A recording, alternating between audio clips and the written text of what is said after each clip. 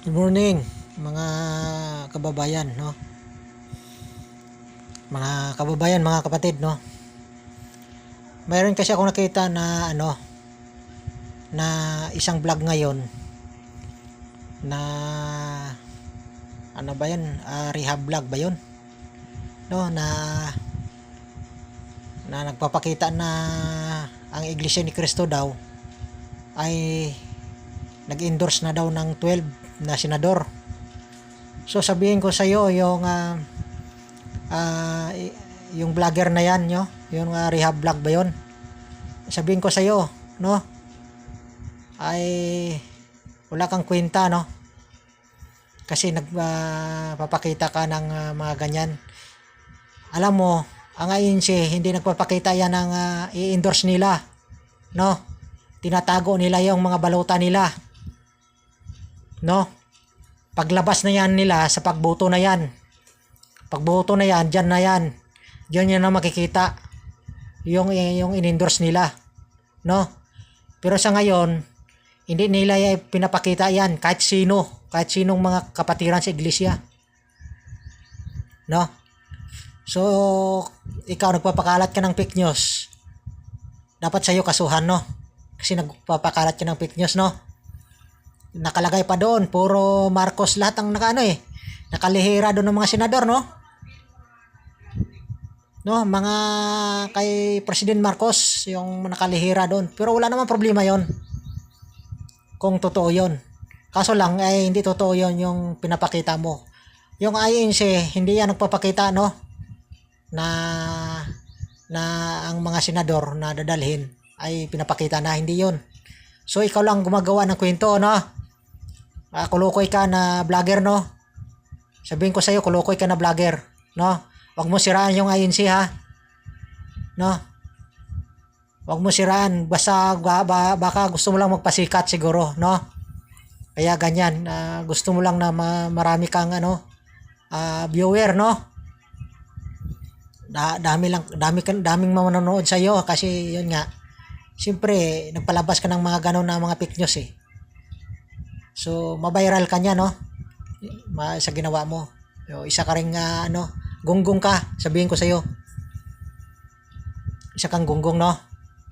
Naninira ka lang para marami kang viewers, no? Marami kang manonood sa iyo, no? Pero sabihin ko sa iyo, no, na wala kang kwenta na vlogger, no? Dapat pag nag-vlog ang tao, yung totoo dapat binablog, hindi yung mga mali-mali. Kasi kasiraan mo rin yan, eh, bilang vlogger, kasiraan mo yan, eh. No? Sabihin ko sa iyo, wala kang kwenta. Yun lang. So kaya muli ako ngayon nag-upload, no? Muli ako nag-vlog ngayon dahil doon sa nakita ko, no, na pinapakalat ngayon sa vlog na ang INC nagpapakita na ng kanilang dadalhin sa bakbuto. Hindi totoo 'yon. Sabihin ko sa inyo, mga kababayan, ang INC po ay hindi 'yon nagpapakita na kanilang dadalhin na mga senador, no, congressman man o sino pa man mga politiko. Confidential yan sa kanila. So, huwag kayong maniwala doon sa pinapakita na 'yon, no? Wala na ang INC 'yon, walang yun. Walang yun na pinapakita nila yung ibubuto nila. Malaman mo lang yun sa pagbutuhan na, no? Yung nagpapakita dyan, yan? Okay, maniwala dyan, mga fake news yan. Mga fake news yan, no? Sana ito, i-share nyo tong video ko, no? Na para maraming makapanood. So hindi ko ipakita doon na kung sino mga senador doon na pinapakita doon sa isang vlog na rehab ba yun? Rehab, no? Basta rehab yun, eh. Rehab vlog. Yun, addict siguro yun kasi rehab, eh. Addict yung vlogger na yun, no? Pagkaalam ko ganyan, basta rehab yun, addict yan. Kasi rehab, eh. Ibig sabihin ano na 'yon, nasobrahan na 'yon sa ano, sa droga yung utak noon. Kaya kung ano lang nilalabas nila sa vlog nila. So, 'yun mga kababayan no, mga kapatid, huwag kayong maniwala doon no. Sana i-share niyo 'to. Yung ano ko na kaya ay pinabot ko to sa inyo. Na huwag kayong maniwala doon sa vlogger na yun na fake news niya yun, no? Fake news yun. Huwag kayong maniwala doon. So, yun lang. Na kaunti kong vlog na ito para malaman nyo. Kaya ako nag-upload ako ngayon sa aking vlog. Mga kababayan, mga kapatid, no? Alam nyo, sabihin ko lang sa inyo, yung mga nagpapakalat dyan, no? Kasi malapit na kasi ang butuhan tungkol sa INC, kung ano man yung nakikita nyo sa mga vlog dyan o social media, huwag kayong maniwala, no? Kasi hindi totoo yun, mga kababayan, no? Kasi baka magagalit kayo sa INC na, ay, bakit yan ang dinala ng INC, no? So, sabihin ko sa inyo, no, mga kababayan, mga kapatid, ang INC, hindi yan nagpapakita na kanilang dadalhin. Malalaman nyo lang yon sa final na, sa butuhan. Yung mga, tago pa yun ha, mga balutan nun, tago pa. Hindi pa nila pinapakita yun, kung sino-sino. Tago pa yun. Hindi mo makikita, sino yung dinala nyo? Hindi yan pinapakita pa, basta-basta, tinatago yun. Confidential yun sa mga kapatiran. No? So, yun lang ang ipaparating ko sa inyo. Baka manghimutok kayo dahil doon sa pinakita sa isang vlogger. Huwag kayo maniwala doon. No? Ang maniwala kayo doon sa mismong vlogger ng mga kapatiran, doon kayo maniwala, no? Sa mga kapatiran ng iglesia. Kung ang kapatiran sa iglesia magpaabot noon, yun, automatic yun kasi may basbas yun, no? At saka hindi yan ang paparating ng mali-mali, no? May basihan yun. Tulad sa sinabi ko ngayon, no? Ako ay nagpaabot sa inyo na hindi totoo yung nakita nyo sa social media na mga fake news, no?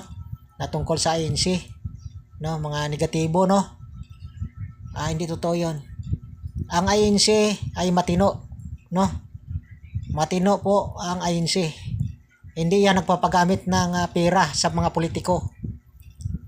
No, kahit anong laking pera pa yan bibigyan ng politiko. Sabihin ko sa inyo, ang INC hindi yan nagpababayad kahit anong laking pera niyan. Kasi ang INC tumutulong yan sa buong mundo.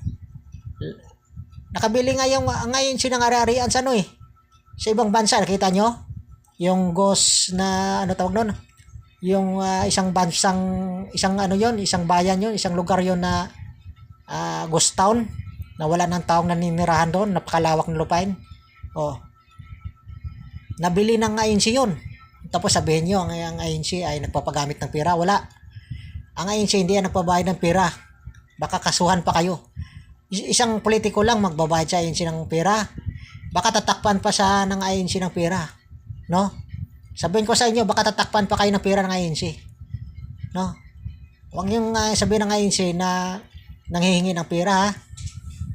No? Nagpapabayad sa politiko para dadalhin lang. Hindi yan tumatanggap ang INC ng pera, sabihin ko sa inyo. No?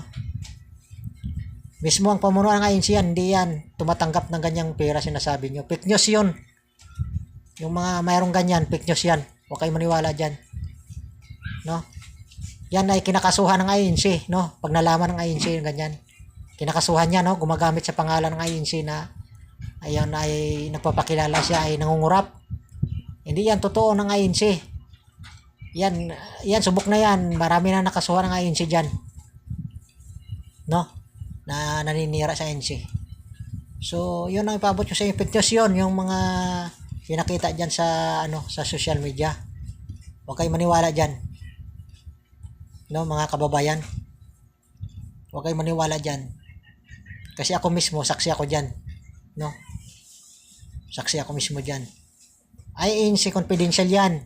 Ang kanilang dadalhin, confidential yan, mga kababayan. So, yun lang. No? Yung aking vlog ngayon. Maraming salamat po, mga kababayan, mga kapatid. Paki-share na lang po ito. Yung video ko, paki-share na lang. Kung ano, wala namang bayad po, yung paki-like nyo na lang, no, yung video ko. Kung gusto nyo mag-comment, pwede rin. Mag-comment po kayo. Maraming salamat po mga kapatid, mga kababayan.